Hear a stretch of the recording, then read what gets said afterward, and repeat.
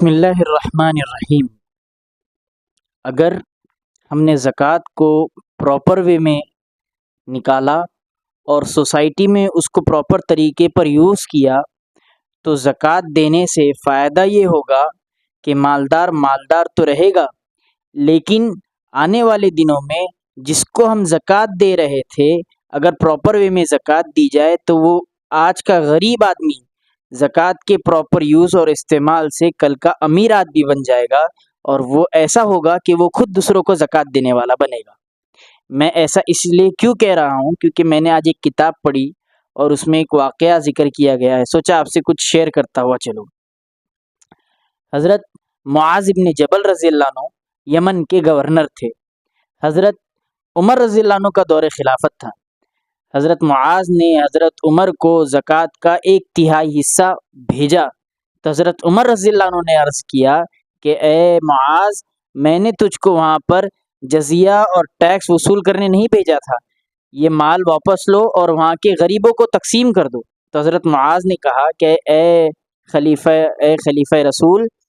یہ مال جو ہے میں نے غریبوں کو بانٹنے کے بعد جو مال بچا ہے یہ آپ کی خدمت میں پیش کیا ہے۔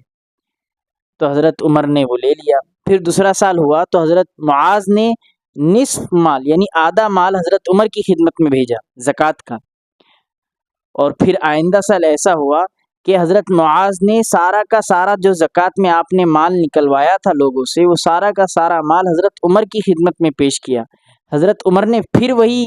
سوال کیا جو پہلی بار کیا تھا۔ تو حضرت معاذ رضی اللہ عنہ نے کہا کہ اے خلیفہ مسلمین، اے خلیفہ رسول، یہاں پر اب کوئی ہے ہی نہیں کہ جس کو زکوٰۃ دی جائے، یعنی پہلے تو کچھ زکوٰۃیں لوگوں کو ہم دے رہے تھے، یعنی وہاں پر غریب تھے، زکوٰۃ لینے والے تھے، لیکن اب ایسا وقت آ گیا ہے کہ یہاں کوئی زکوٰۃ لینے والا نہیں ہے بلکہ سب زکوٰۃ دینے والے ہیں۔ تو دیکھا آپ نے، اگر ہم نے اپنی زکوٰۃ کو پراپر وے میں یوز کیا تو جس کو ہم 10 سال سے زکوٰۃ دے رہے ہیں اور دیتے ہی رہ رہے وہ غریب ہی غریب ہے، تو سوچنے کی بات ہے کہ وہ غریب کیوں ہے اور ہماری سوسائٹی سے غربت کیوں دور نہیں ہو رہی ہے جبکہ ہم زکوٰۃ بھی دے رہے ہیں۔ تو پتہ یہ چلتا ہے کہ ہم زکوٰۃ کو صحیح وے میں نہیں ادا کر رہے ہیں،